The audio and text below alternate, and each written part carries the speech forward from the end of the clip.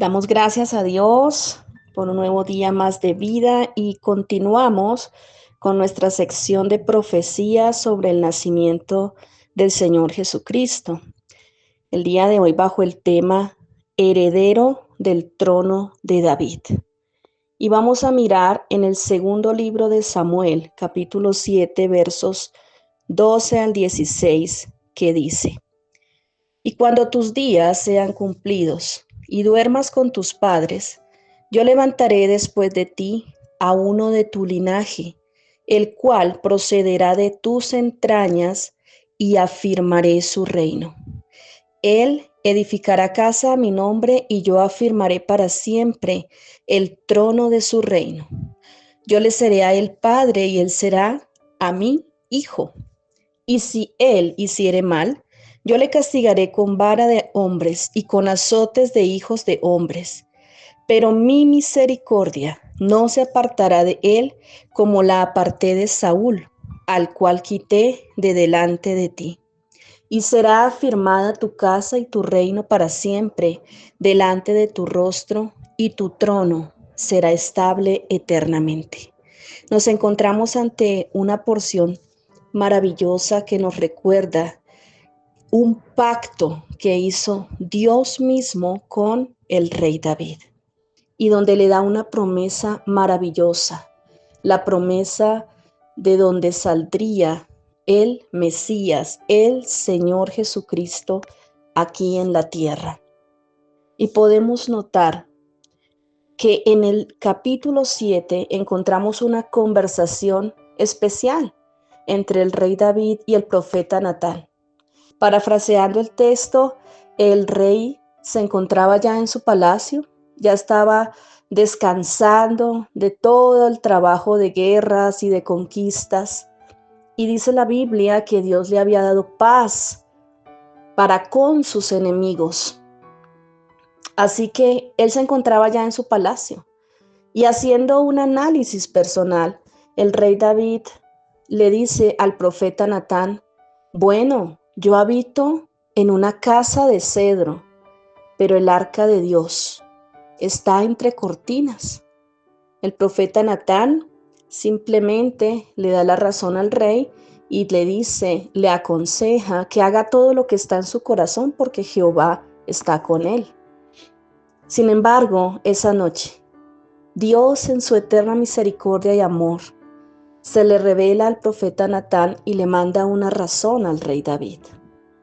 Y le dice que no le edifique casa, que es él, el mismo Dios, el que le va a dar casa a David. Y uno diría, pero si el rey ya estaba en su palacio, ¿a qué casa se refiere entonces? ¿Le iba a dar alguna otra de pronto el Señor? No.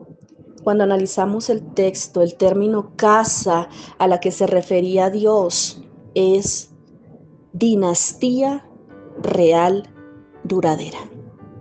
Entonces el Señor hace un pacto con David y le promete que tendría un trono seguro para siempre, que tendría una dinastía real, eterna, perpetua.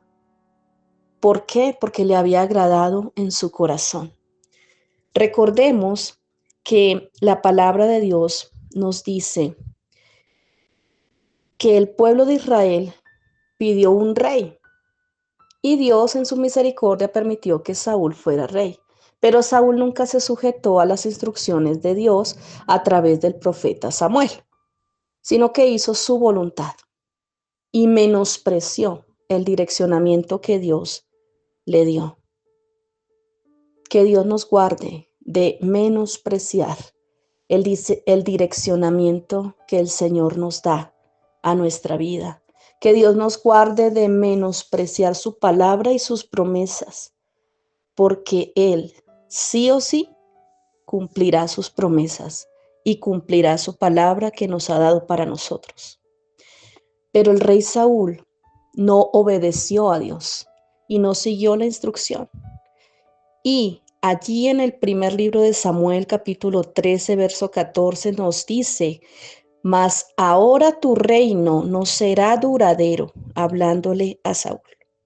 Jehová se ha buscado un varón conforme a su corazón, el cual Jehová ha designado para que sea príncipe sobre su pueblo, por cuanto tú no has guardado lo que Jehová te mandó.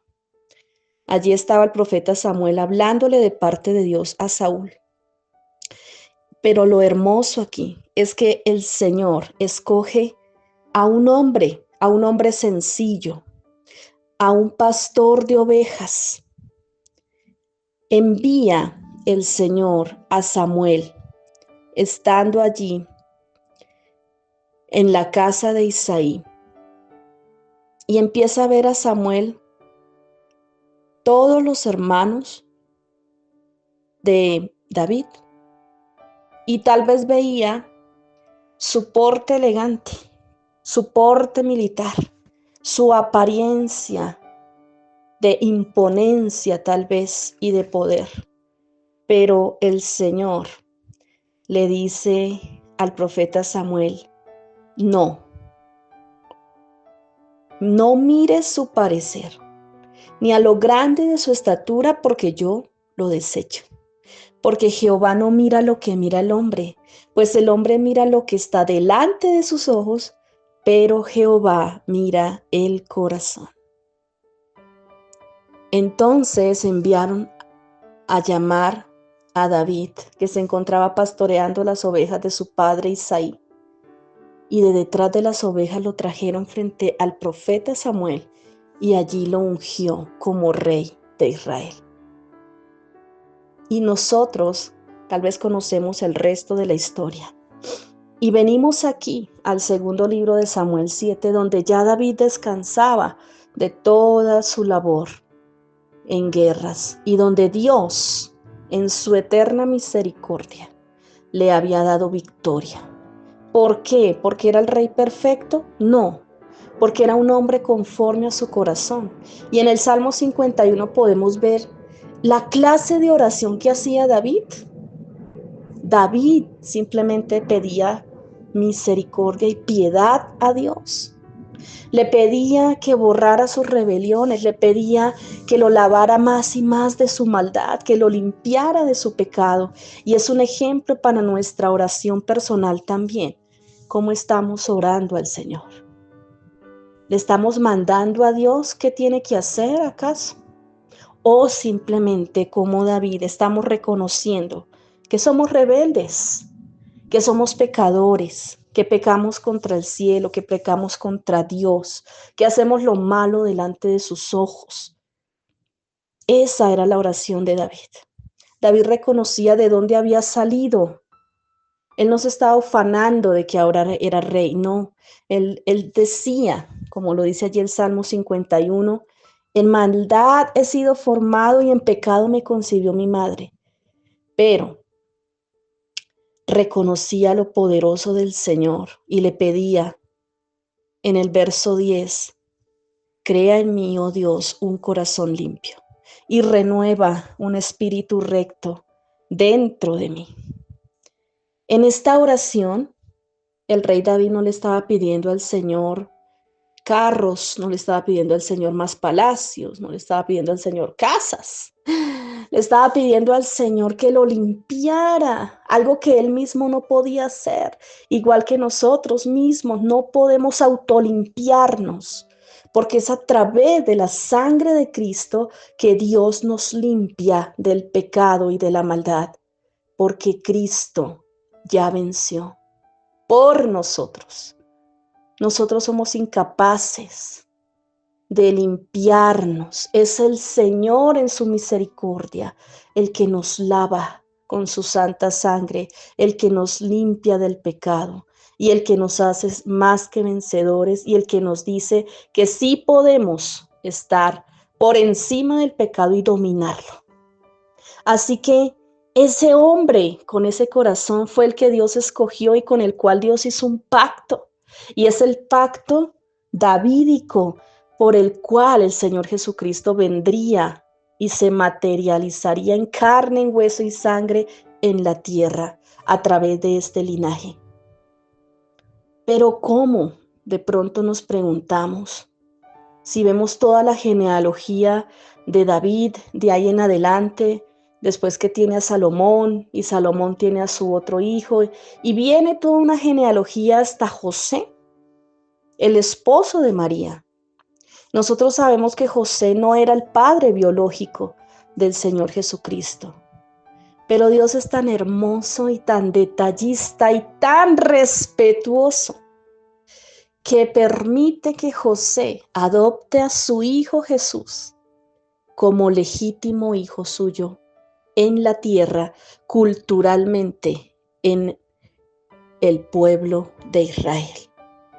En ese tiempo la descendencia se definía por la línea paterna, así que José era el padre legal del Señor Jesús aquí en la tierra. Y por ese motivo legal y por ese motivo de legitimidad es que Dios cumple su promesa a David y permite que el Mesías esté en su línea genealógica. Y es hermoso y es impresionante, porque si nosotros también miramos un poco de pronto, estudiamos desde el punto de vista bíblico también a María, la madre de Jesús, esta mujer que fue elegida por el Señor, no porque fuera la mejor, no, al Señor le plació escogerla. Y es para nosotros un ejemplo de bondad, un ejemplo de pureza, un ejemplo de ética, un ejemplo de hacer las cosas bien, un ejemplo de obedecer a la voluntad de Dios, que fue lo que hizo María. María, cuando el ángel le da la noticia de que va a tener el Hijo de Dios, no entra en orgullo, uy, ahora voy a ser famosa, no. Se postra delante del Señor y dice, que se haga conmigo tu sierva de acuerdo a tu palabra. Ella sabía muy bien quién era. Era una sierva, una humana que estaba haciendo ahí la voluntad de Dios. Y si vemos, nosotros podemos recordar que María tenía una prima que es Elizabeth, la mamá también de Juan el Bautista. Entonces, cuando vemos la genealogía de Elizabeth, Elizabeth venía de la descendencia de Aarón, el sacerdote, y de la tribu de Leví. Esto nos deja entrever que también María podría tener una descendencia de esta tribu, aunque no es completamente seguro porque la Biblia no lo dice y la historia tampoco lo comprueba. Pero podemos mirar, ¿no?, un vínculo allí entre ellas y ver que en su linaje también María tenía esta tribu de Leví, pero también era descendiente de la tribu de Judá y era descendiente de la casa del rey David. Así que tanto por la línea materna como por la línea paterna, el Señor Jesucristo venía de esta descendencia y de este linaje de la casa de David. Y es hermoso porque también, como ya hemos estudiado, venía de la tribu de Judá. Así que el Señor es hermoso en sus detalles y nos enseña a través de todo esto cómo Él tiene el control de todo lo que sucede en la vida. Nos ha dado la vida con un propósito, nos ha llamado a servirle con un propósito, nos ha llamado a conocerle con un propósito especial que nosotros debemos dar cumplimiento. Él apareja todas las cosas para que nosotros podamos obedecerle, pero nosotros debemos tomar decisiones de obediencia. Decisión de obediencia como la tuvo David, decisión de obediencia como la tuvo José, decisión de obediencia como lo tuvo María, decisión de obediencia como el mismo Señor Jesucristo lo hizo al ir a cumplir la misión en la cruz cuando ya fue un adulto. Entonces, todos estos personajes nos enseñan que a Dios le agrada que hagamos su voluntad y que nos rindamos y le digamos a Él lo que, aunque Él ya sabe, espera escuchar de nuestros labios. Así que es maravilloso ver cómo todo este estudio nos deja ver que el Señor Jesucristo, descendiente de David, hijo de David, descendiente de la tribu de Judá también, es el león de la tribu de Judá, como lo dice Apocalipsis 5:5, donde Juan, al estar viendo estas visiones, dice, y uno de los ancianos me dijo, no llores. He aquí que el león de la tribu de Judá, la raíz de David, ha vencido para abrir el libro y desatar sus 7 sellos. Nosotros, amados, pertenecemos al león de la tribu de Judá. Le pertenecemos al Señor Jesucristo. Le pertenecemos al que ya venció y al que nos hace más que vencedores en cualquier situación. Llámese enfermedad, llámese escasez, llámese problema, llámese mala noticia, llámese opresión. El Señor nos ha dado el poder también. Si creemos en Él y confiamos en Él y nos rendimos delante de Él y postramos nuestro corazón delante de Él, porque muchas veces podemos estar postrados de rodillas, pero nuestro corazón sigue altivo, pero nuestra oración no demuestra rendición, sino altivez. El Señor no está viendo nuestra posición física, está viendo el corazón. Lo que nadie más puede ver, lo que nadie más puede examinar. Y si nosotros lo rendimos, como dice el mismo Salmo 51, un corazón contrito y humillado, Dios nunca, nunca lo va a despreciar. Hayamos hecho o no hayamos hecho. Pero el corazón es el que va a conectar con la presencia del Señor. Ese pequeño detalle lo tenía David. Y podemos notar que su descendencia también. Así que nosotros tenemos grandes ventajas al estar del lado de aquel que es el heredero del trono de David, que es el Señor Jesucristo. Y nosotros podemos mirar cómo esta palabra tiene cumplimiento allí en Lucas capítulo 1.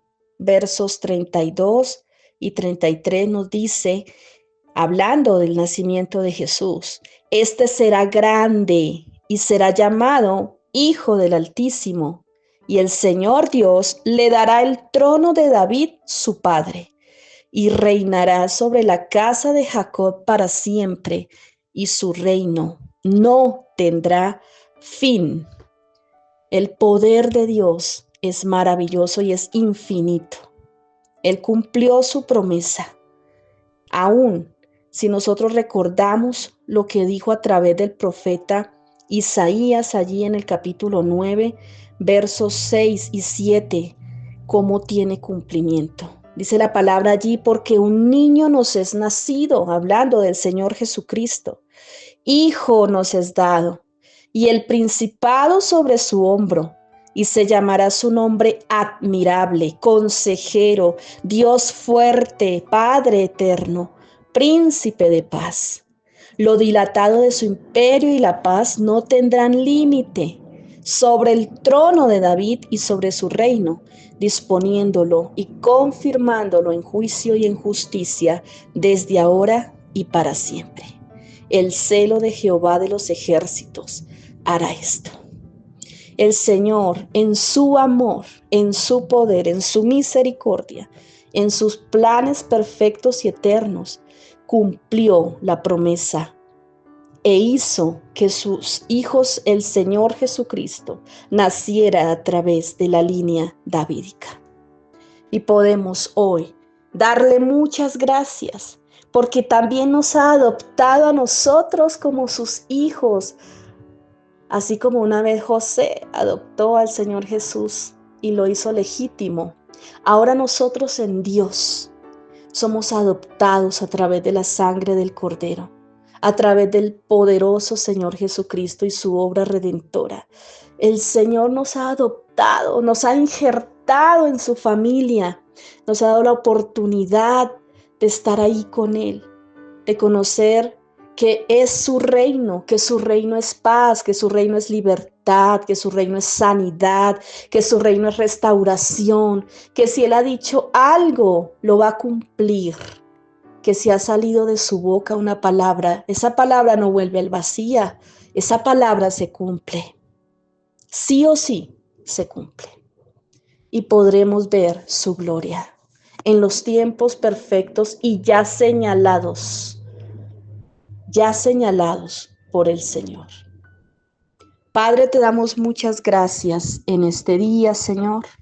Gracias por tu hermosa palabra. Gracias porque eres un Dios maravilloso, muy grande, muy poderoso, que nunca olvidemos el gran poder que tú tienes, que tú estás al control de todas las cosas, de todos los asuntos de nuestra vida, que tú eres el que dices y cumples, el que hablas y ejecutas. Tú, Señor, no mientes. Tú eres Dios. Por eso, aún reconocemos, como dice tu palabra, que Jesucristo es el camino, la verdad y la vida. Tú eres verdad, Señor. Tú eres nuestra única verdad, nuestro único camino. Eres tú. Ayúdanos, Señor, a que nuestro corazón en verdad se rinda a ti. Que no te tengamos simplemente como un concepto en nuestra mente, sino que en verdad puedas vivir de verdad en nuestro corazón, Señor, porque es eso lo que nos va a llevar a obedecerte. Te adoramos hoy. Tú eres el consejero, tú eres el príncipe de paz, tú eres el que tienes todo el poder sobre todo y sobre todos, Dios. Gracias te damos, Señor, por acogernos en la familia de Dios. Bendecimos tu santo nombre en Cristo Jesús. Amén.